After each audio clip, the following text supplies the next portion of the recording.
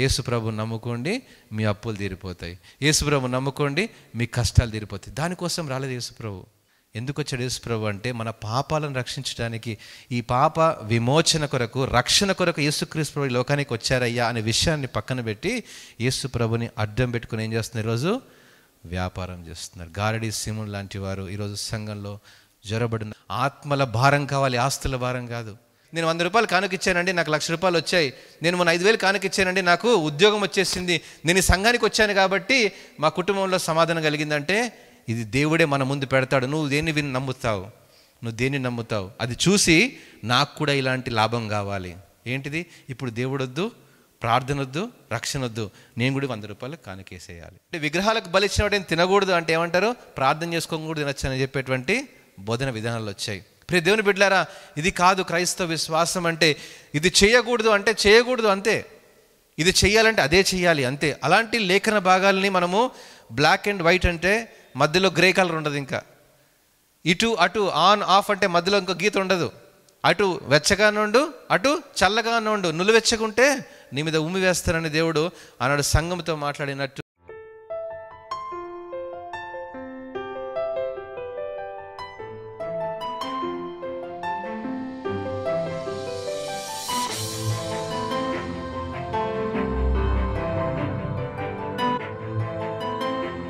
గ్రంథము 2వ అధ్యాయము 18వ వచనంలో లేఖన భాగాలు మనం చూద్దాం. తుయతెరలో ఉన్న సంఘపు దూతకు ఇలాగ వ్రాయము అనేటువంటి లేఖన భాగం మనం చూస్తున్నాం. 7 సంఘాలకు లేఖను రాస్తూ తుయతెర అనేటువంటి సంఘానికి ఈ లేఖ రాయబడుతుంది. ఎప్పుడు రాయబడిందంటే, యోహాను, పరిశుద్ధుడైన యోహాను, శిష్యుడైన యోహాను, అపోస్తలుడైనటువంటి యోహాను ఎఫెసీ సంఘములో అతను పెద్దగా ఉన్నటువంటి దినాలలో యాకోబు ఎప్పుడైతే రోమా సామ్రాజ్యపు అధికారుల చేత హతం చేయబడ్డాడో, శిరచ్ఛేదన చేయబడ్డాడో, ఆ తర్వాత యోహాన్ని కూడా చెరపట్టుకొని ఇతన్ని కూడా చంపాలనే ప్రయత్నం చేసి నూనెలో వేయించడం ప్రయత్నించారు. అయినా ఆయన చనిపోకపోగా పద్మాసు అనేటువంటి ద్వీపానికి తీసుకుని వెళ్ళి అక్కడ పడవేశారు. గ్రీస్ దేశంలో మనం ఈ పద్మాసు అనే ద్వీపాన్ని మనం చూడగలం. ఇది ఏషియా మైనర్, యూరోప్ దగ్గర ఉన్నటువంటి ఒక చిన్న దేశంలో చిన్న ద్వీపము. అక్కడ ఎవరైతే నేరస్తులుగా ఉంటారో వారిని పడేసేటువంటి ద్వీపం అనమాట. అక్కడ ద్వీపంలో పడవేసిన తర్వాత అతడు ఆత్మవశుడై పరవశమైన తర్వాత దేవుని యొక్క గొప్ప దర్శనాలను, అంత్య దినంలో జరిగేటువంటి సంగతులను ఆనాటి క్రైస్తవ సంఘానికి, నేటి మన క్రైస్తవ సంఘాలకు సాదృశ్యంగా ఉన్నటువంటి ఈ యొక్క లేఖను రాయడం మనం గమనించగలం. ప్రకటన గ్రంథం అనేటువంటి లిటరేచర్ ఈజ్ కాల్డ్ అపోకాలిప్టిక్ లిటరేచర్. అపోకాలిప్టిక్ అంటే ఏంటంటే, ఈ యొక్క వివరణ దీంట్లో ఉన్న అంతరార్థం ఎలా ఉంటాయంటే రూపకాలంకరముగా ఉంటాయి. అంటే వాటిని వర్ణించేటువంటి విధానము, అంత్య దినాల్లో ఉన్నటువంటి మర్మము, దేవుడు దాన్ని ఒక సీక్రెట్గా దానిలో దాచిపెట్టి ప్రతి ఒక్కరికి అంత్య దినాల్లో అర్థమయ్యేటువంటి రీతిగా దేవుడు పరిశుద్ధాత్మ ద్వారా సంఘాలతో మాట్లాడేలాగున ఈ లేఖన భాగాలు రాయబడ్డాయి. ఇందులో అక్షరానుసారంగా ఎప్పుడు మనం తీసుకోకూడదు. దీని వెనక్కున్న మర్మాన్ని బట్టి ఈరోజు మనము ధ్యానం చేసుకోవాలి.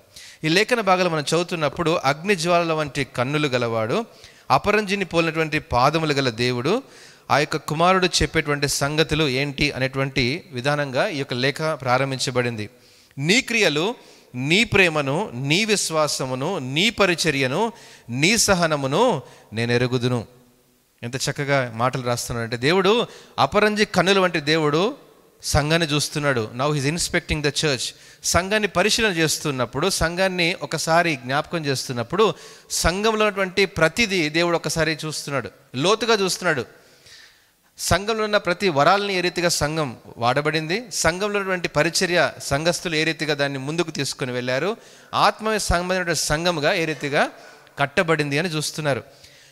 ఎప్పుడైతే యేసుక్రీస్తు మూలరాయి ఉండి అందులో వేసినటువంటి అపోస్తలులు, ప్రవక్తలు వేసిన పునాది మీద కట్టినటువంటి సంఘము, సజీవ రాళ్ళుగా ఉన్నటువంటి సంఘము, దేవుడు ఇప్పుడు పరీక్ష అనేది చేసేటువంటి సంఘంగా కనబడుతుంది. ఇప్పుడు ఏమని కనబడుతుందంటే, నీ క్రియలు నాకు తెలుసు, నీ ప్రేమ నాకు తెలుసు, నీ విశ్వాసము నాకు తెలుసు, నీ పరిచర్య, నీ సహనము కూడా నాకు తెలుసు అని దేవుడు మాట్లాడుతూ అంటాడు, నీ మొదటి క్రియల కన్నా నీ కడపటి క్రియలు మరీ ఎక్కువగా ఉన్నాయి. ఎంత చక్కటి రిపోర్ట్ ఇచ్చాడంటే, ఈ సంఘము ఆది సంఘం కానీ మొదటిగా ప్రారంభించిన సంఘము, ఏ యొక్క వాగ్దానముతో సంఘం నిర్మించబడిందో, ఏ దర్శనమైతే సంఘంతో ప్రారంభించబడిందో దాని మీద కట్టబడిన సంఘము దినదినము అభివృద్ధి చెందే సంఘముగా ఉందంట. ధనంతో కాదు, దేంతో? వాక్యంతో, పరిచర్యలో, సువార్తలో, ఆ సంఘం అభివృద్ధి చెందింది. It's not about count of people, ఎంతమంది వచ్చారు సంఘాన్ని కానీ కాదు, కానీ వాక్యంతో సంఘం ఎంత స్థిరంగా ఉంది అన్న సంగతిని తుయతైర సంఘాన్ని జ్ఞాపకం చేస్తున్నాడు. తుయతైర సంఘంలో ఒక మనకందరికీ తెలిసినటువంటి ఒక స్త్రీ ఉన్నారు. ఎవరు తెలుసా? లుదియా. మరి ఊదా రంగు మరి పొడి వ్యాపారం చేసుకుంటూ మరి అనేక బట్టల్ని కుట్టుకుంటూ, అంత డబ్బులతో వచ్చినటువంటి డబ్బుతో బట్టల్ని మరి నేస్తూ అనేక మంది పేదవారికి పంచినటువంటి ఒక మిషనరీ లుదియా ఈ సంఘంలో మనందరికీ తెలిసినటువంటి మనం చరిత్ర మనం గమనించగలం. తుయతైర అంటే అర్థం ఏంటి తెలుసా?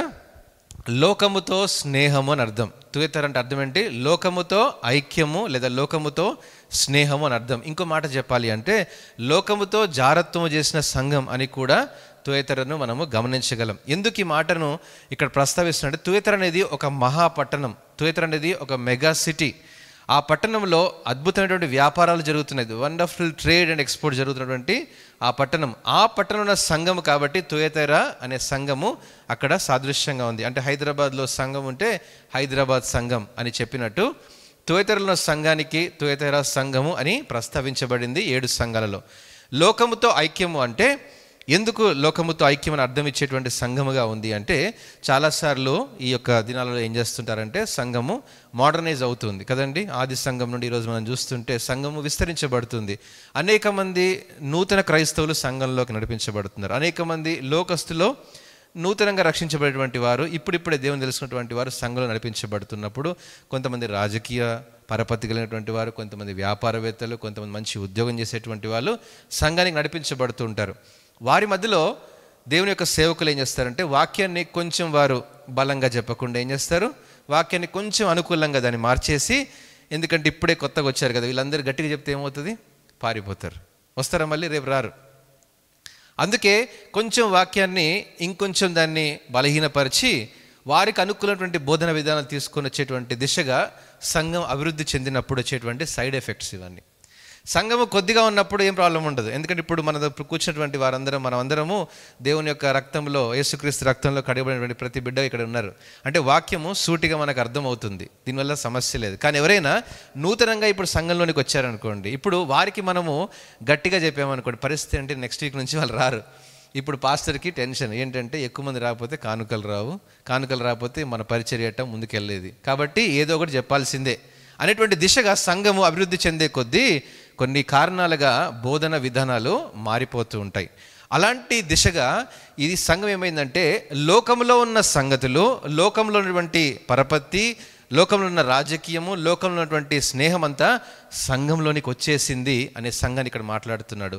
ఈ విషయాన్ని నేను చెప్పట్లేదు, కొంచెం ముందుకెళ్తే మీకు అందరికీ అర్థమవుతుంది. నీ మొదటి క్రియలు కన్నా నీ కడపటి క్రియలు మరీ ఎక్కువైన ఎదుగును, చాలా ఎదుగుతుంది సంఘం. అయినను నీ మీద తప్పు ఒకటి నేను మోపవలసి ఉన్నది, ఏమనగా తాను ప్రవక్తిని చెప్పుకొనుచున్న యెజెబెల్ అనే స్త్రీని నీవు ఉండనిచ్చి ఉన్నావు. జారత్వము చేయుటకు, విగ్రహములకు బలి ఇచ్చిన వాటిని తినుటకు అది నా దాసులకు బోధించుచు వారిని మోసపరచుచున్నది. ఇక్కడ యెజెబెలు అనే స్త్రీ అంటే ఒక స్త్రీ కాదండి. యెజెబెల్ అనే స్త్రీ, యెజెబెల్ అనేటువంటి ఆత్మ. యెజెబెల్ అనే స్త్రీ మనకు పాత నిబంధన గ్రంథంలో మనం చూసినట్లయితే యెజెబెలు అనేటువంటి ఒక స్త్రీ ఎవరి భార్య? యెజెబెలు. Very good. ఆ యొక్క భయంకరమైనటువంటి రాజు, మరి ఒక నష్టపరిచేటువంటి రాజు, మోసం చేసేటువంటి రాజు, ఆయన భార్య అయినటువంటి యెజెబెలును ఇక్కడ పోలుస్తూ దేవుడు ఈ సంఘంలో కొన్ని యెజెబెలు ఆత్మలు ఉన్నాయి అని తుయతైర సంఘాన్ని దేవుడు నిలదీస్తున్నాడు. నీ క్రియలు బాగున్నాయి, నీ పరిచర్య బాగుంది, నువ్వు ఎదుగుతున్నావు, బాగానే ఉంది, కానీ నువ్వేం చేసావంటే యెజెబెలు అనే స్త్రీని నువ్వేం చేసావంట, నీవు ఉండనిచ్చావు. నువ్వే సంఘంలో నీకు తెలిసినా కూడా దురాత్మలు నీ సంఘంలో ఉన్నాయి, దుర్బోధలు నీ సంఘంలో ఉన్నాయి, నీ సంఘంలో వాక్యాన్ని వక్రీకరించేటువంటి విధానాలు ఉన్నాయి, నీ సంఘంలో మరి వాక్యాన్ని సరైన రీతిగా వివరించకుండా దాన్ని వేరే రీతిగా వివరించేటువంటి సందర్భాలు యెజెబెలు స్త్రీకి సాదృశ్యంగా ఉన్నాయి. ప్రియదేవుని బిడ్డలారా, అలాంటి సందర్భాన్ని జ్ఞాపకం చేస్తూ అంటాడు, నువ్వే యెజెబెలు అనే స్త్రీని నువ్వు ఉండనిచ్చావు అని మాట్లాడుతున్నాడు. ఒక మంచి ప్రోగ్రెస్ రిపోర్ట్ వచ్చిన తర్వాత 99% నీకు మార్క్స్ వచ్చాయనుకోండి, నాకు మంచి మార్క్స్ వచ్చేసాయి అంటారు, కానీ నీ క్యారెక్టర్ బాగాలేదయ్యా అన్నాడు అనుకోండి, ఇన్ని మార్కులు వచ్చి ఏం లాభం? ఒక స్టూడెంట్కి. అలా అలా ఒక దేవుడు ఒక మంచి రిపోర్ట్ ఇస్తూ అంటాడు, నీ మీద నేను తప్పు ఒకటి మోపవలసి ఉన్నది. అదేంటంటే యెజబేలు అనే స్త్రీ నేను ప్రవక్తిని అని చెప్పుకుంటుందంట. అది అంటే వాక్యాన్ని వివరించేటువంటి తప్పుడు బోధల వైపు ఆనాడు సంఘం వెళ్ళిపోయింది. ఎందుకు? లోకముతో స్నేహం చేసింది ఆ సంఘం, లోకముతో ఐక్యమైపోయింది ఆ సంఘం, లోకముతో జారత్వం చేసింది. ఎందుకు అంటే ఏదైతే ప్రతికూల పరిస్థితులు సంఘంలో ఉన్నాయో, ఏది అనుకూలమైన బోధో ఏది ప్రతికూలమైన బోధో వాటిల్లో తారతమ్యాలు వివరించకుండా ఆ యొక్క సంఘం ఏం చేసిందంట, వాటితో వ్యభిచరించేసింది. ఈ మాట చాలా కఠినంగా ఉంటుంది, కానీ దేవుడు అక్కడ ఎందుకు దాన్ని ప్రస్తావించాడంటే అంత భయంకరంగా నీచమైన స్థితికి దిగజారిపోయింది ఆ సంఘం అని మాట్లాడుతున్నాడు. ప్రియ దేవుని బిడ్డలారా, ఇంకొంచెం ముందుకెళ్తే మనం చదివినట్లయితే, విగ్రహములకు బలి ఇచ్చిన వాటిని తినుటకును అది నా దాసులకు బోధించుచు వారిని మోసపరచుచున్నది. విగ్రహాలకు బలించడం అంటే మనం కనిపించే అన్య దేవతల గురించి మాట్లాడట్లేదు. ఇక్కడ లోక సంబంధమైన విషయాలను కొనసాగించినప్పటికి కూడా పర్వాలేదు బ్రదర్, దేవుడు మిమ్మల్ని క్షమిస్తాడులే, పర్వాలేదు బ్రదర్, ఏం కాదులే, ఇది కూడా క్రైస్తవ విశ్వాసంలో జత చేసేద్దాం అనేటువంటి బోధన విధానాలకి వెళ్ళిపోయింది. అందుకే అపోస్తలుడైన పౌలు ఈ విషయాన్ని తన యొక్క 2వ పత్రికలో జ్ఞాపకం చేస్తున్నాడు. తెస్సలోనికే సంఘానికి రాస్తూ 2వ పత్రికలో ఈ లేఖన భాగాలన్నీ జ్ఞాపకం చేస్తున్నాడు. 2వ పత్రిక 2వ అధ్యాయము. సహోదరులారా, ప్రభు దినం ఇప్పుడే వచ్చినట్టుగా ఆత్మ వలనైనా మాట వలనైనా మా యొద్ద నుండి వచ్చినదని చెప్పిన పత్రిక వలనైనా ఎవడైనాను చెప్పిన యెడల మీరు త్వరపడి చంచల మనస్కులు కాకుండా వలననియు బెదరకుండా వలననియు మన ప్రభు అయిన యేసుక్రీస్తు రాకడను బట్టి మనము ఆయన యొద్ద కూడుకున్న బట్టి మిమ్మల్ని వేడుకొనుచున్నాను. మొదట భ్రష్టత్వము సంభవించి నాశనపుత్రుడగు పాప పురుషుడు బయలుపడితేనే కానీ ఆ దినము రాదు అని అపోస్తలుడైన పౌలు తెస్సలోనికే సంఘాన్ని జ్ఞాపకం చేస్తున్నాడు. ఏంటంటే నాశనపుత్రుడు బయలుపరచబడాలి సంఘంలో, అప్పుడే దేవుని రాకడ వస్తుంది. ఇది అంత్య దినాలు అని ఈరోజు ఎప్పుడు మాట్లాడుతున్నాము అంటే సంఘంలో నాశనపుత్రుడు బయటకు రావాలి. నాశనపుత్రుడు అంటే ఎవరు? అపవాది, సైతాన్ అనకండి. నాశనపుత్రుడు ఎవరంటే సంఘాన్ని గలిబిలి చేసేటువంటి ఆత్మలు, సంఘాన్ని తప్పుదోవ పట్టించేటువంటి ఆత్మలు, సంఘాన్ని విచ్ఛిన్నం చేసేటువంటి ఆత్మలు, సంఘాన్ని డాక్ట్రినల్గా దెబ్బతీసేటువంటి ఆత్మలు. ఈరోజు ఇదయ్యా మనము ఏంటంటే విగ్రహాలకు బలిచ్చిన వాటిని తినకూడదు అంటే ఏమంటారు, ప్రార్థన చేసుకోకూడదు తినొచ్చు అని చెప్పేటువంటి బోధన విధానాలు వచ్చాయి. ప్రియ దేవుని బిడ్డలారా, ఇది కాదు క్రైస్తవ విశ్వాసం అంటే. ఇది చేయకూడదు అంటే చేయకూడదు అంతే, ఇది చెయ్యాలంటే అదే చెయ్యాలి అంతే. అలాంటి లేఖన భాగాల్ని మనము బ్లాక్ అండ్ వైట్ అంటే మధ్యలో గ్రే కలర్ ఉండదు, ఇంకా ఇటు అటు ఆన్ ఆఫ్ అంటే మధ్యలో ఇంకో గీత ఉండదు. అటు వెచ్చగా నుండు అటు చల్లగా నుండు, నులివెచ్చకుంటే నీ మీద ఉమ్మి వేస్తారని దేవుడు ఆనాడు సంఘంతో మాట్లాడినట్టు ఈరోజు అపోస్తలుడైన పౌలు ఈ తెస్సలోనికే పత్రిక 2వ పత్రికలో మాట్లాడుతున్నాడు. 2వ పత్రిక మొదటి పత్రికకు 2వ పత్రికకు చాలా వ్యత్యాసమైనటువంటి గ్యాప్ ఉంది. సంఘ ప్రారంభ దినాల్లో మొదటి పత్రికను రాశాడు వారిని ప్రభావితం చేయడానికి, 2వ పత్రిక హెచ్చరించడానికి, దేవుని యొక్క రాకడకు సిద్ధంగా ఉండండి అని ఆనాడు తెస్సలోనికే సంఘంతో నేటి మన సంఘాలతో మాట్లాడుతున్నాడు. ప్రియ దేవుని బిడ్డలారా, చూద్దాం. పాప పురుషుడు బయలుపడితేనే కానీ ఆ దినము రాదు అని అన్నాడు. ఈరోజు ఈ అంత్య దినాలకు సాదృశ్యంగా ఉంది. నేటి మన క్రైస్తవ విశ్వాస దినాలలో, విశ్వాస సంఘాలలో ఈరోజు అబద్ధ బోధకులు మొదలయ్యారు, అబద్ధ బోధ మొదలైంది, అబద్ధ ప్రవక్తలు మొదలయ్యారు. అదే పాప పురుషుడు. ప్రియ దేవుని బిడ్డలారా, అందుకే మనం కొంచెం ముందుకు వెళ్ళినట్లయితే 4వది చూద్దాం. ఏంటా పాప పురుషుడు? ఏది దేవుడనబడునో, ఏది దేవుడనబడునో, ఏది పూజింపబడునో దానంతటిని ఎదిరించుచు దానికంతటికి పైగా వాడు తన్ను తానే హెచ్చించుకొనుచు తాను దేవుడనని తన్ను కనపరుచుకొనుచు దేవుని ఆలయములో కూర్చుండును గనుక ఏ విధముగానైనాను ఎవడును మిమ్మల్ని మోసపరచనీయకుడే. ఇది పాప పురుషుడు. ఏంటి? ఏది దేవుడు అనబడునో, ఏది దైవత్వమో, ఏది వాక్యమో వాటికి పైన ఉంటాడంట వాడు. దేవుని వాక్యాన్ని పక్కన పెట్టేస్తారు, దేవుని యొక్క విశ్వాసం పక్కకి వెళ్ళిపోద్ది, దేవుని యొక్క కార్యాలు ఆత్మీయ సంగతులు పక్కకి వెళ్ళిపోయి లోక సంబంధమైన క్రియలు వస్తాయి సంఘంలోనికి. లోక సంబంధమైన పరపత్తి, లోక సంబంధమైన స్నేహం సంఘంలోనికి వచ్చినప్పుడు ఏమవుతుందండి? ఇక దేవుని పక్కన పెట్టేస్తారు. 1000 అంటే మొదటి 10వ శతాబ్దంలో మనం గమనించినప్పుడు vicar of God, vicar of Christ అని కొన్ని సంఘాల్లోనికి మొదలయ్యాయి. ఏంటి? పోప్ మాత్రమే ఒక అధిపతిగా, పోప్ మాత్రమే సంఘాన్ని పరిపాలించేటువంటి వాడుగా ఆనాడు మొదలయ్యాయి. ఏంటిది? పోపల్ వర్షిప్. ఏమైపోయిందంటే ఒకవేళ నీ పాపం చేస్తే దేవుని సన్నిధికి వెళ్ళి మొర్ర పెట్టుకోకుండా ఆ యొక్క ఎవరైతే అక్కడ ప్రీస్ట్గా ఉంటాడు, అతని దగ్గరికి వెళ్ళి నా పాపం ఇదండి అంటే, నువ్వు పని చేయి, నువ్వు 100 రూపాయలు కానుకే, నీ పాపం పోద్ది. అది కాదు కదా. మనం ఈ సోషల్ పుస్తకాల్లో చదువుకున్నాం, 10th క్లాస్లో చదువుకున్నాం. ఇప్పటికి కూడా మనము వాటి గురించి జ్ఞాపకం చేసుకోగలం. ఏంటంటే దేవుడు ఏదైతే దేవుడు అనబడనో దానిపైన వస్తాడంట. ఇది ఆత్మీయమైన సంగతికి పైన వస్తాడు. ఏంటిది? ఈరోజు దేవుని సేవకులు ఎలా అయిపోయారంటే దే బికేమ్ సెలబ్రిటీస్. ఇది దేవుడు అనబడేటువంటి వాళ్ళుగా కాదు. వారు ఏం చేస్తారంటే, మీరు ఈ పులిపీఠం మీరు రావాలి అంటే ఇది పరిశుద్ధమైంది, దీన్ని ముట్టాలంటే ఏం చేయాలా, మీరు పరిశుద్ధంగా ఉండాలనేటువంటి విషయాలు, లేనిపోని సంగతులు వివరిస్తూ ఉంటారు. దేవుని యొక్క ఆత్మ సంబంధమైన క్రియల్ని వారు ఏం చేస్తారు, తామే దేవుని యొక్క సంగతులు బోధిస్తున్నట్టు, తామే దేవుని యొక్క ప్రవచనాల్ని ప్రవచిస్తున్నట్టు, ఇదే దేవుని ప్రవచనం అని చెప్పేటువంటి బోధన విధానాలు వచ్చేసాయి. స్వస్థతల వైపు, ఆశీర్వాదాల వైపు, ఇదిగో పనికిరినటువంటి విషయాల వైపు ప్రజల్ని మళ్ళించి వారి వైపు దిప్పుకునేటువంటి బోధన విధానాలు కనబడుతున్నాయి. ప్రియ దేవుని బిడ్డలారా, ఇది ఏది దేవుడు అనబడునో, ఏది పూజింపదగునో దానికి పైన వచ్చేటువంటి విధానాలు ఇవన్నీ. ఇది యెజబెలు ఆత్మలు. ప్రియ దేవుని బిడ్డలారా, యెజబెలు ఆత్మ మన సంఘంలో ఈరోజు మన నేటి క్రైస్తవ సమాజంలో మనకు కనబడుతుంది. దేవుడు అనేటువంటి వాడు కాదు, ఇంకా ఇప్పుడు పాస్టరే దేవుడు. వ్యక్తి పూజలు, పాస్టర్ని పూజించేటువంటి పూజలు, no, that is not at all వాక్యానుసారమైన బోధ కానే కాదు అది. ఇక్కడ ఎవరైతే దేవుని యొక్క సేవకులో మనందరం కూడా ఒకటే. నీవు నిలబడి వాక్యం చెప్పినా, నేను వాక్యం చెప్పినా, ఇంకెవరు చెప్పినా కూడా ఇది దేవుని వాక్యం అని దాన్ని గ్రహించినటువంటి బెరయా సంఘాన్ని జ్ఞాపకం చేసుకోవాలి. ఇది నిజమైనటువంటి వాక్యం. అంటే ఎవరైనా వాక్యం చెప్తే, అమ్మో ప్రవీణ్ అన్న వాక్యం చెప్పిండంటే ఇది కరెక్టే చెప్పాడు. నో, నేను చెప్పినా సరే వాక్యం వినకూడదు. అలా ఇది వాక్యము లేఖనానుసారమైన సత్యమా అని తెలుసుకున్నటువంటి తెస్సలోనికే సంఘాన్ని జ్ఞాపకం చేసుకోవాలి. వారు వెళ్ళి లేఖనాల్లో పరిశీలన చేసుకున్నాడు. ఎవడైనా ఒక బోధ బోధిస్తే ఏం చేయాలంటే మనము అసలు ఈ వాక్యము లేఖనానుసారంగా ఉందా అని చెక్ చేసుకోవాలి. అప్పుడే యెజబెల్ అనే ఆత్మల్ని మనం ఏం చేస్తాము, తన్ని బయటికి పంపిస్తాం.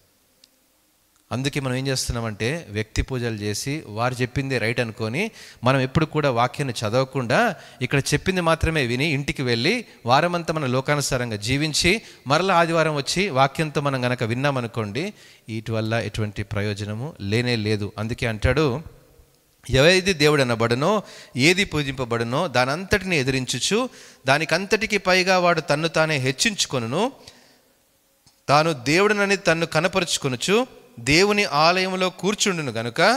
ఎక్కడ కూర్చుంటాడంట? దేవుని ఆలయంలోనే కూర్చుంటాడు వాడు. ఈ తప్పుడు బోధలు ఎక్కడి నుంచో బయట నుంచి రావు, అబద్ధ బోధలు ఎక్కడి నుంచో బయట నుంచి రారు, అబద్ధ ప్రవక్తలు ఎక్కడి నుంచో బయట నుంచి అన్ని దేవతల నుంచి రారు.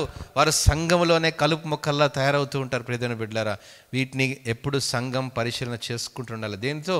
వాక్యం అనే ఖడ్గంతో దాన్ని ఎప్పుడు ఛేదిస్తూనే ఉండాలి. అందుకే అంటాడు, గనుక ఎవడైనాను ఏ విధముగా అయినా మోసపరచనీయకుడి. నేను ఇంకా మీ వద్ద ఉన్నప్పుడు ఈ సంగతులు మీతో చెప్పిదిని మీకు జ్ఞాపకం లేదా?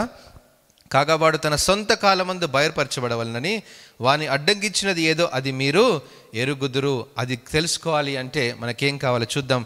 యోహాను సువార్త మొదటి పత్రిక, యోహాను రాసినటువంటి మొదటి పత్రిక 4వ అధ్యాయంలో ఒక లేఖన భాగాన్ని చదువుకుందాం. మొదటి పత్రిక అయినటువంటి యోహాను పత్రిక 4వ అధ్యాయంలో అంటాడు, ప్రియులారా, అనేకులైన అబద్ధ ప్రవక్తలు లోకంలోనికి బయలు వెళ్ళి ఉన్నారు గనుక ప్రతి ఆత్మను నమ్మక. ఏంటండి? ప్రతి ఆత్మను నమ్మక ఆయా ఆత్మలు దేవుని సంబంధమైనవో కావో పరీక్షించుడి. ఏది పడితే ఆ వాక్యం వినాల్సిన అవసరం లేదు. యూట్యూబ్లో 100 వాక్యాలు వస్తాయి. ఏ వాక్యం పడితే ఆ వాక్యం వినకూడదు. ప్రియ దేవుని బిడ్డలారా, అది జాగ్రత్తగా ఉండాలి. మంచి సూట్ వేసుకున్నాడు కదా అని సూట్ అయ్యే వాక్యం చెప్తున్నాడు అనుకోవద్దు. సూట్ లేదు కదా అని సూట్ లేని వాక్యం చెప్తున్నాడు అనుకోవద్దు. ప్రియ దేవుని బిడ్డలారా, అది కాదు. మంచి హెచ్డి క్వాలిటీలో ఉందంటే అబ్బో ఈయన పాస్టర్ గారు చాలా మంచి వాక్యం చెప్తాడు. No no no no no. ఏ వాక్యమును మనం వింటున్నామో ప్రతి ఆత్మను నమ్మక, అండర్లైన్ చేసుకోండి కావాలంటే ఈ మాట గుర్తుపెట్టుకోండి, ప్రతి ఆత్మను నమ్మక ఆయా ఆత్మలు దేవుని సంబంధమైనవో కావో పరీక్షించుడి. పరీక్ష చేసుకోవాలి. పరీక్షించుకోవాలంటే మనకి ఏం కావాలి? ఆ దేవుని యొక్క నడిపింపు ఆత్మ మనలో ఉండాలి.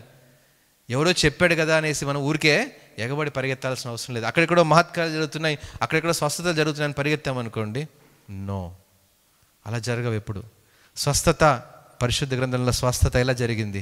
2 చేతులు లేకుండా పుట్టినోడు యేసుప్రభు దగ్గరికి వస్తే అతనికి చేతులు కలిగాయి. 2 కళ్ళు లేకుండా పుట్టినోడు భర్తలమై యేసు దగ్గరికి వస్తే ఏమైంది? 2 కళ్ళు వచ్చాయి.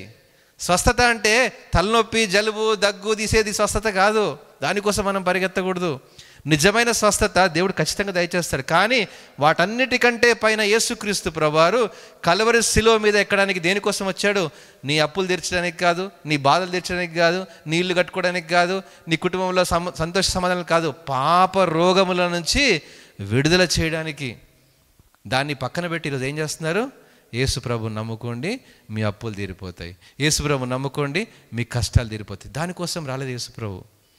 నిజంగా యేసు ప్రభు లాజరు సమాధి దగ్గరికి వెళ్ళి, లాజరు బయటికి రా అన్నాడు. ఎప్పుడు? సిలువ ఎక్కకముందా, సిలువ ఎక్కిన తర్వాతనా?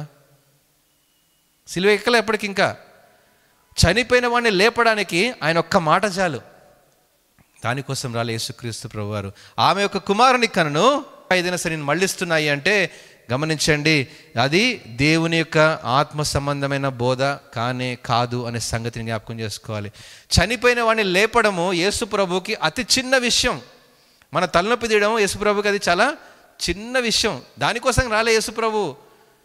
చనిపోయిన వాడిని లేపడానికి, కాళ్ళు చేతులు ఇవ్వడానికి, లేకపోతే వాడి ఇంట్లో సమస్యలను తీర్చడానికి దేవుడు యేసు ప్రభు పక్కలో బల్లెపోటు పొడుచుకోవాల్సిన అవసరం లేదు. దేవుని బిడ్డలారా, పాప క్షమాపణ నిమిత్తం యేసు క్రీస్తు వచ్చాడనే రక్షణ స్వార్థ లేని సంఘం దేవునికి యోగ్యమైన సంఘం కాదు అని ఇక్కడ దేవుని వాక్యం మనకు జ్ఞాపకం చేస్తుంది. క్రీస్తు విరోధి ఆత్మ వచ్చునని మీరు వినిన సంగతి ఇదే. ఏంటండి? క్రీస్తు విరోధి అయినటువంటి ఆత్మ ఈరోజు సంఘంలోనికి వచ్చింది అంటే అదే ప్రియ దేవుని బిడ్డలారా. క్రీస్తు విరోధి అంటే ఎక్కడో నుంచి పైనుంచి ఆకాశం నుంచి దిగిపడడు. దేవుని యొక్క సంఘములోనే సేవకుల్లాగా సంఘాలుగా విస్తరించబడతాయి, సంఘాలుగా కనబడతాయి, ధనము అనే పునాది మీద కట్టబడతాయి. ధనాపేక్ష కలిగినటువంటి సంఘంతో, లవోదిక సంఘంతో మనం ప్రకటన గ్రంథంలో చూస్తే అంటాడు, నీవు ధనవృద్ధి చేసుకొని ధనాపేక్ష కలిగి దిగంబరిగా కనబడుతున్నావు అంటాడు. ఎంత దౌర్భాగ్యమైన స్థితి ఈరోజు సంఘాల్లో. మీ డబ్బులు ఇవ్వండి, మీ డబ్బుతో మేము పరిచర్య చేస్తాం, డబ్బులు కావాలి, కానుకలు కావాలి, మీ ఆస్తిపాస్తులు కావాలి. ఇదా సంఘ పరిచర్య అంటే? కాదు. ఆత్మల భారం కావాలి, ఆస్తుల భారం కాదు. అలాంటి అనుభవాలుగా సంఘం కట్టబడాలి అనే సంగతిని ఇక్కడ మాట్లాడుతూ అంటాడు, చిన్నపిల్లలారా మీరు దేవుని సంబంధులు, మీలో ఉన్నవాడు లోకములో ఉన్నవాని కంటే గొప్పవాడు గనుక మీరు వారిని జయించి ఉన్నారు. వారు లోక సంబంధులు. ఎవరండి? క్రైస్తవులు అని పేరుకుంటుంది, కానీ ఏంటంటే వారు లోక సంబంధులు. వారు లోకాన్ని ప్రేమించేటువంటి వారు, లోకముతో జారత్వము చేసిన సంఘముతో అంటా ఉన్నాడు. యెజబెల్ అనే స్త్రీతో పోలుస్తూ మాట్లాడుతున్నాడు. ప్రియమైన బిడ్డలారా, అంత్య దినాలలో ఇంకొంచెం ముందుకు వెళ్తే మనం చూస్తే, వారు లోక సంబంధులు గనుక లోక సంబంధులైనట్టు మాట్లాడుదురు, లోకము వారి మాట వినును. మనము దేవుని సంబంధులము, దేవుని ఎరిగిన వాడు మన మాట వినును. దేవుని సంబంధి కానివాడు మన మాట వినడు. వాడికి ఎంత చెప్పినా అర్థం కాదు. వాడు అంటాడు, మా పాస్టర్ గొప్ప, మా సంఘం గొప్ప, మాకది గొప్ప, మాకిది గొప్ప అని వాడు ప్రగల్భాలు పలుకుతూ ఉంటాడు. వాడు దేవుని వైపు చూడు. దేవుని అంటే భయం లేదు వాడికి, పాపం అంటే భయం లేదు వాడికి, కానీ వాడి సంఘం అంటే భయం, వాడి చర్చ్ అంటే భయం. ఎందుకంటే రేపు రాకపోతే ఇంకా అతని పేరు పట్టించుకోరు, ఇంకా సంఘాలు కానుకీపోతే ఇంకా కుటుంబాన్ని ఎవడు పట్టించుకోడు. అలాంటి సంఘాలుగా ఈరోజు మనకు కనబడుతున్న దేవుని ఆత్మ లేని లోక సంబంధాలతో పోలుస్తున్నాడు. కొంచెం ముందుకెళ్తే, ఇందువలన మనము సత్యస్వరూపి అయిన ఆత్మ ఏదో, భ్రమపరచు ఆత్మ ఏదో. ఇదేంటండి? ఈ ఆత్మ ఏంటిది? ఈ యెజబెలు ఆత్మ ఏం చేస్తుంది? భ్రమపరిచేటువంటి ఆత్మ. భ్రమపరిచేటువంటి ఆత్మ ఎంత చక్కని ఆత్మగా ఇక్కడ చక్కగా రాయబడింది. భ్రమపరిచేటువంటి ఆత్మ ఏం చేస్తుంది? మనల్ని తప్పుదో పట్టిస్తుంది, దేవుని నుంచి దూరంగా చేస్తుంది. దేవుడు అనేటువంటి పేరుతోనే ఉంటుంది, యేసుక్రీస్తు అనేటువంటి పేరుతోనే మాట్లాడతారు. తెస్సలోనిక సంఘం ఇందాక చదువుకున్న 2వ పత్రిక 2వ అధ్యాయంలో మనం చూసినట్లయితే, కాగా వాడు తన సొంత కాలమందు, 6వ వచనం, కాగా వాడు తన సొంత కాలమందు బయలుపరచబడవలనని వాని అడ్డగించినది ఏదో అది మీరు ఎరుగుదురు. ధర్మ విరోధ సంబంధమైన మర్మము ఇప్పటికే క్రియ చేయుచున్నది, కానీ ఇది వరకు అడ్డగించుచున్నవాడు మధ్య నుండి తీసివేయబడే వరకు అడ్డగించును. దేవుని యొక్క రాకడ గురించి మాట్లాడుతుండే ఇక్కడ కొంచెం ముందుకెళ్తే చూడండి. అప్పుడు ఆ ధర్మ విరోధి బయలుపరచబడును, ప్రభువైన యేసు తన నోటి ఊపిరి చేత వారిని సంహరించి తన ఆగమన ప్రకాశము చేత నాశనము చేయును. ఇది దేవుని యొక్క 2వ రాకడ. ప్రియమైన బిడ్డలారా, ఆయన 2వ రాకడ అయితే ఎప్పుడైతే మధ్యాకాశంలో ప్రత్యక్షమవుతాడో, రాజులకు రాజుగా, ప్రభులకు ప్రభుగా ఆయన ఎప్పుడైతే మేఘరుడై వస్తాడో, అప్పుడు దాకా ఈ అంత్య దినాల్లో ధర్మ విరోధి ప్రభుత్వం వేలుతూనే ఉంటాడు. సంఘాలు విస్తరించబడుతున్నాయి అనుకుంటామేమో, అనేక మంది ఆ సంఘానికి వెళ్తున్నారు అనుకుంటామేమో, కానీ అది నిజమైన ఆత్మ కాదా అని పరీక్ష చేసుకునేటువంటి ఈరోజు ఆ డిజర్నింగ్ స్పిరిట్ మనకు కావాలి. ఇది నిజమైన వాక్యమా కాదా అని పరిశీలన చేసుకునేటువంటి విశ్వాసిగా నీవు ఎదగాలి. నేను వాక్యం చెప్తున్నాను కాదు, నిజంగా నీవు వాక్యం లోతుల్లోనికి నువ్వు వెళ్ళాలి. వాక్యాన్ని నువ్వు చదవాలి, వాక్యాన్ని నువ్వు పరీక్ష చేసుకోవాలి, ప్రతి దినము వాక్యం పైన నీ జీవితాన్ని కట్టుకోవాలి. అప్పుడే నీకు తెలుస్తుంది ఏంటి తెలుసా, ఇది భిన్నమైనదా, ఇది సత్యమైనదా, ఇది నన్ను భ్రమపరిచేటువంటి ఆత్మనా, నన్ను సత్యంలోనికి నడిపించేటువంటి ఆత్మనా. ఇటువంటి విషయాలు నీకు బయలుపరచబడతాయి. ప్రియ దేవుని బిడ్డలారా, 9వ వచనం చూద్దాము. నశించుచున్న వారు తాము రక్షింపబడుటకై సత్య విషయమైన ప్రేమను అవలంబింపకపోయిరి గనుక వాని రాక అబద్ధ విషయమైన సమస్త బలముతోనూ నానా విధములైన సూచక క్రియలతోనూ మహత్కార్యములతోనూ దుర్నీతిని పుట్టించు సమస్త మోసముతోనూ నశించుచున్న వారిలో సాతాను కనపరచు బలమును అనుసరించియుండును. ఇందుచేత సత్యమును నమ్మక ఏం చేస్తారంట వీరు, సత్యమును నమ్మక దుర్నీతి యందు అభిలాష గల వారందరూ శిక్షావిధికి పొందుటకై అబద్ధమును నమ్మునట్లు మోసము చేయు శక్తిని దేవుడే వారికి పంపుచున్నాడు. ఎంత భయంకరమైనటువంటి స్థితి తెలుసా ప్రియ దేవుని బిడ్డలారా. దేవుడు వారికి నాశనం చేసేటువంటి శక్తిని పంపించేశాడంట. ఇక నాకు వీళ్ళొద్దు, వీళ్ళు ఎందుకు సత్యాన్ని నమ్మట్లేదు కాబట్టి నాశనం అయిపోండ్రా అని దేవుడు పక్కన పెట్టేశాడంట. ఆ నాశనం ఎలా ఉంటుంది తెలుసా, వారిలో మనం చూస్తుంటే ఏం కనబడుతుంది చూడండి. ఆ యొక్క 9వ వచనం చూస్తే, సత్యవశ్యమైనటువంటి ప్రేమను వారు అవలంబింపకపోతున్నారు కాబట్టి వాళ్ళలో నానా విధమైన సూచక్రియలు కనబడతాయంట. అమ్మో, అక్కడ మహత్కార్యాలు కనబడతాయి, అక్కడ స్వస్థతలు కనబడతాయి, అక్కడ ఆశీర్వాదాలు కనబడతాయి. అక్కడికి వెళ్ళి ప్రార్థన చేస్తే, ఒకవేళ ఫర్ ఎగ్జాంపుల్ వాళ్ళకేదో వాళ్ళ టీవీ ప్రోగ్రామ్కి ఒక 25,000 ఇచ్చారనుకోండి, ఇక వాడికి 25 లక్షలు వచ్చేస్తాయి అకౌంట్లో. ఆ సాక్ష్యం చెప్తాడు పొద్దున్నే వచ్చి, నేను పలానా టీవీ ప్రోగ్రామ్కి 25,000 ఇచ్చానండి, నాకు 25 లక్షలు నా అకౌంట్లో పడ్డాయి అంటే ఇప్పుడు ప్రతి ఒక్కరు రెడీ అవుతాడు. ఏం చేస్తాడు, నేను కూడా ఒక 25,000 ఇవ్వాల్సిందే. నేను 100 రూపాయలు కానుకేశానండి, నా అకౌంట్లో 1,00,000 రూపాయలు వచ్చాయి. ఇలాంటి సాక్ష్యం చెప్పారనుకోండి, ఏం చేస్తారు మీరు, రేపు పొద్దున్న అందరికి లైన్ కడతారు, మేము కూడా 100 రూపాయలు ఇస్తామని. ప్రియ దేవుని బిడ్డలారా, మోసము చేసేటువంటి ఆత్మలు ఈరోజు సంఘంలో జరబడ్డాయి. దేవుడే వారి మధ్యలో మహత్కార్యాలు చేస్తున్నాడంట. ఈ విషయం ఎక్కడ రాయబడింది, ద్వితీయోపదేశకాండం 13వ అధ్యాయం. ఈ మాట నేను చెప్తాను, ఈ మాట మీరు అండర్లైన్ చేసుకోండి, ఇక్కడ రాసుకోండి, గుర్తుపెట్టుకోండి. ఎందుకంటే this is one of the most important words in the Bible. మనల్ని ఎప్పుడు ప్రతి దినం దేవుడు ఎట్లా పరీక్షిస్తాడో ఇక్కడ రాయబడి ఉంది చూడండి.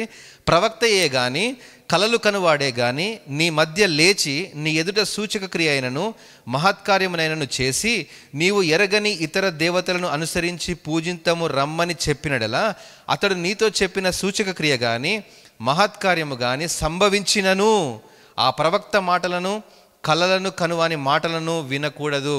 ఎందుకు వినకూడదంటే, ఏలైనగా మీరు మీ దేవుడైన యెహోవాను మీ పూర్ణ హృదయముతోనూ మీ పూర్ణాత్మతోనూ ప్రేమించుచున్నారో లేదో తెలుసుకున్నటకు మీ దేవుడైన యెహోవా మిమ్మల్ని పరీక్షించుచున్నాడు అంట. నువ్వు దేని వైపు మళ్ళుతున్నావో దేవుడు ఒకసారి పరీక్షిస్తాడు. నీ ముందు ఒకటి పెడతాడు, ఒక సాక్ష్యం పెడతాడు. ఎగ్జాంపుల్ చెప్పాను ఇందాకే, నేను 100 రూపాయలు కానుకిచ్చానండి, నాకు 1,00,000 రూపాయలు వచ్చాయి. నేను మొన్న 5,000 కానుకిచ్చానండి, నాకు ఉద్యోగం వచ్చేసింది. నేను ఈ సంఘానికి వచ్చాను కాబట్టి మా కుటుంబంలో సమాధానం కలిగిందంటే, ఇది దేవుడే మన ముందు పెడతాడు. నువ్వు దేన్ని విని నమ్ముతావు, నువ్వు దేన్ని నమ్ముతావు, అది చూసి నాకు కూడా ఇలాంటి లాభం కావాలి. ఏంటిది, ఇప్పుడు దేవుడు వద్దు, ప్రార్థన వద్దు, రక్షణ వద్దు, నేను కూడా 100 రూపాయలు కానుకేసేయాలి. ఆస్తి అమ్మైనా సరే, టీవీ అమ్మైనా, ఇంట్లో ఫ్రిడ్జ్ అమ్మైనా సరే, ఆ డబ్బు తీసుకొచ్చి ఏం చేయాలి, నేను ఆ కానుకేస్తే నాకు కూడా అప్పుల బాధలు తీరిపోతాయి. ప్రియ దేవుని బిడ్డలారా, దేవుడే మనల్ని పరీక్ష చేస్తున్నాడు అన్న సంగతిని ఇక్కడ జ్ఞాపకం చేసుకోవాలి. అందుకే తెస్సలోనికీయులకు రాసినటువంటి పత్రిక 2వ అధ్యాయంలో అపోస్తలుడైన పౌలు ఇదే లేఖన భాగాన్ని ఇక్కడ జ్ఞాపకం చేస్తున్నాడు. ఇదే లేఖన భాగాన్ని స్పష్టంగా సంఘంతో మాట్లాడుతున్నాడు. దేవుడు పరీక్ష చేస్తున్నాడు రా బాబు, మీ ముందు అద్భుతాలు జరుగుతున్నాయి, మీ ముందు సూచక్రియలు జరుగుతున్నాయి, నువ్వేమంటావంటే అది నిజంగా స్వస్థత జరిగింది అనుకుంటాం. చనిపోయిన వాడిని కూడా లేపుతారు. మోషే ఏం చేశాడు, కర్రను జాపితే ఏమైంది, పామైంది. ఆ పక్కనున్న శకునగాండ్రు కూడా 2 కర్రలు వేశారు, అవి 2 కూడా అవ్వలేదా?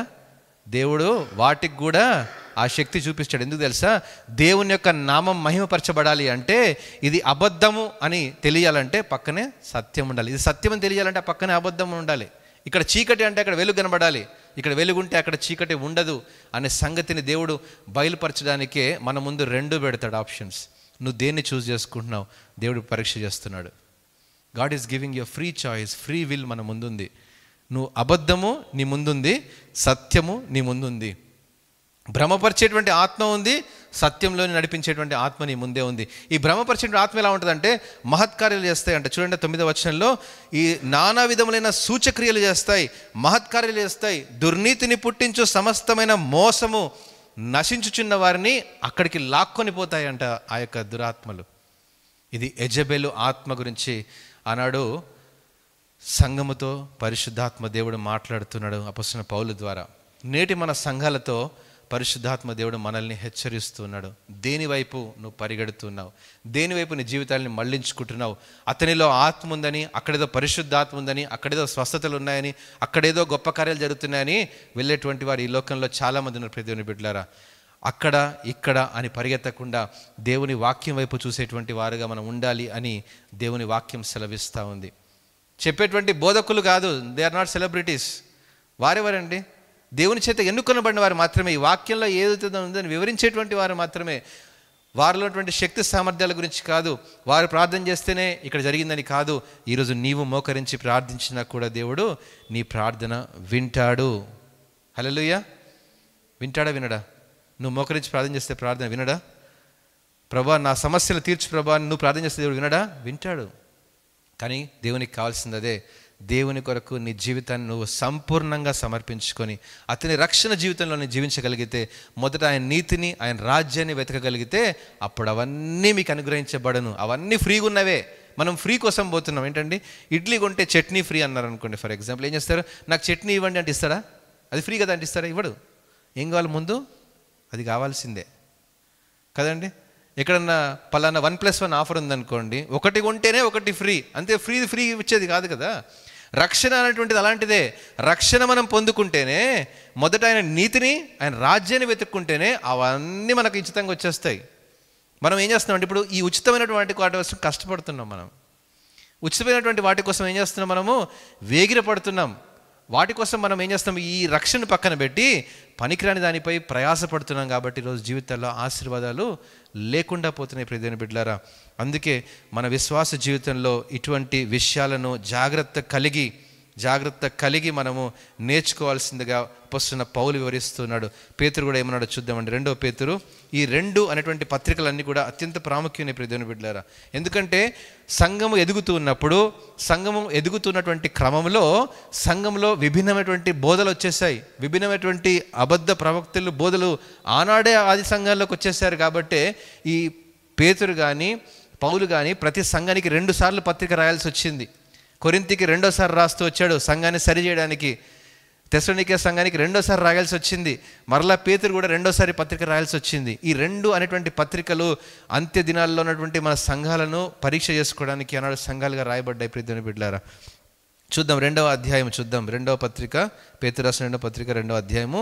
మరియు అబద్ధ ప్రవక్తలు ప్రజలలో ఉండిరి, అటువలనే మీలోనూ అబద్ధ బోధకులుందురు.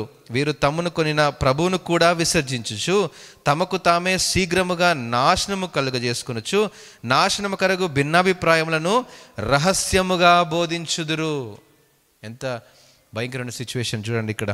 ఇంకొంచెం ముందుకు వెళ్ళినట్లయితే, మరియు అనేకులు వారి పోకిరి చేష్టలను అనుసరించి నడుతురు, వీరిని బట్టి సత్య మార్గము దూషింపబడును. వారు అధిక లోబులై కల్పనా వాక్యములను చెప్పుచు మీ వలన లాభము సంపాదించుకుందరు. ఏం చేస్తారంటే వారు మీ వలన ఏం సంపాదించుకుంటారు? వారు లాభాన్ని సంపాదించుకుంటారు. నేను సైకిల్లో నా పరిచర్య స్టార్ట్ చేశానండి అని చెప్పుకొని ఈరోజు పెద్ద పెద్ద విల్లాస్, బంగ్లాలు ఎక్కడి నుంచి వచ్చాయి? దేవుని సొమ్మును కాజేసేటువంటి పరిచర్యలు. దేవుని అడ్డం పెట్టుకొని వారు ఏం చేశారు? వ్యాపారం చేసుకున్నారు. ఆత్మల భారం లేదు వారికి, వ్యక్తిగత ఆస్తుల్ని సంపాదించుకుంటున్నారు. ప్రియ దేవుని బిడ్డలారా, మరలా ఈ వాక్య భాగాన్ని చదువుకుందాం. 2వ పేతురు 2వ అధ్యాయము. మరియు అబద్ధ ప్రవక్తలు ప్రజలలో ఉండిరి, అటువలనే మీలోనూ అబద్ధ బోధకులుందరు. వీరు తమ్మును కొనిన ప్రభువును కూడా విసర్జించుచు తమకు తామే శీఘ్రముగా నాశనము చేసుకొనుచు నాశనకరముగు భిన్నాభిప్రాయములను రహస్యముగా బోధించేటువంటి వారుగా ఉన్నారు. ఎందుకు వీరు ఈ యొక్క భిన్నమైనటువంటి స్వార్థను, భిన్నమైనటువంటి వాక్యాన్ని ఎందుకు బోధిస్తున్నారంటే ఈ యొక్క అబద్ధ బోధకులు? చూడండి 3వ వచనం చూద్దాం. వారు అధిక లోబులై కల్పనా వాక్యములను చెప్పుచు మీ వలన లాభము సంపాదించుకోవడానికి, దేని కొరకంట? వారికి పూర్వము నుండి విధింపబడిన తీర్పు ఆలస్యము చేయదు, వారి నాశనము కొనికి నిద్రపోదు. ఇక్కడ చక్కగా మాట్లాడుతున్న ప్రియ దేవుని బిడ్డలారా, వారికి ఒకనాడు తీర్పు ఉంది, మీరు గురించి ఆలోచించాల్సిన అవసరం లేదు. కానీ today you should have the discerning spirit. ఏది సత్యమైనది, ఏది భ్రమపరిచేటువంటి ఆత్మ, ఏది భిన్నమైనది, ఏది పనికిరానటువంటిది అని తెలుసుకోగలిగేటువంటి ఆత్మ పొందుకో అని ఇప్పుడు ప్రకటన గ్రంథంలో 2వ అధ్యాయంలో తుయతైరా అనేటువంటి సంఘముతో మాట్లాడుతున్నాడు. ఒకనాడు లోకముతో పెనవేసుకొని జీవిస్తున్నావు నువ్వు సంగమా, లోకముతో నువ్వు ఐక్యమైపోయావు, లోకముతో జారత్వము చేసావు అనేటువంటి మాటను మాట్లాడుతూ అంటాడు. ఈ యొక్క 20వ వచనంలో చూస్తే, ఆయనను నీ మీద తప్పు ఒకటి మోపవలసి ఉన్నది. ఏం చేస్తావు నువ్వు? ఇంతవరకు సత్యాన్ని అనుసరించగా భ్రమపరిచేటువంటి ఆత్మ వైపు వెళ్ళిపోయావు, సత్యమైనటువంటి బోధ వైపు కాక ఇదిగో అబద్ధ బోధ వైపు నువ్వు వెళ్ళిపోయావు. ఎందుకు వెళ్ళిపోయావు అంటే లాభాన్ని సంపాదించుకోవడానికి, ధనాన్ని సంపాదించుకోవడానికి. నీ యొక్క కుటుంబం అంటే ఎవరైతే దేవుని యొక్క సేవకులు ఉన్నారో వారి యొక్క లాభాలు, వాళ్ళ స్వలాభం కోసం, స్వప్రయోజనం కోసం వారు ఏం చేస్తున్నారంట? దేవుని వాక్యాన్ని వక్రీకరించేశారు. దేవుని వాక్యాన్ని తమ చెప్పేటువంటి వాక్యముగా, ఇది తమ వాక్యముగా వారు దేవుణ్ణి పక్కన పెట్టేసేటువంటి వారుగా ఉన్నారు అనే సంగతిని మాట్లాడుతూ అంటాడు.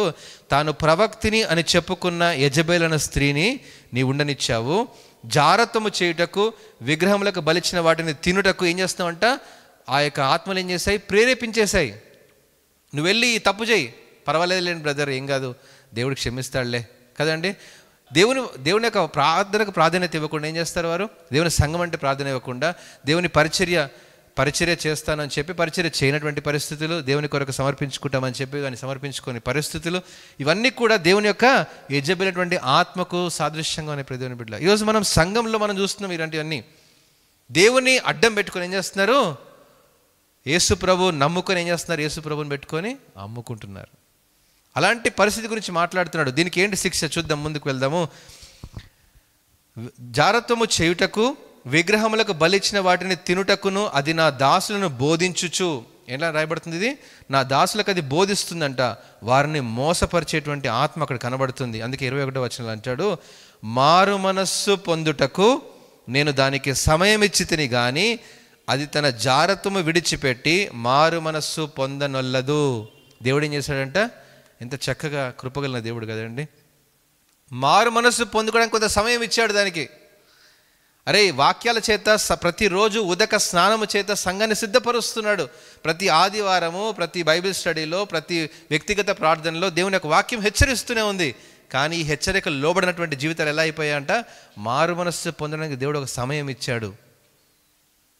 ఈరోజు సజీవులంగా మనం ఉన్నాము అంటే దాని అర్థం ఏంటి తెలుసా?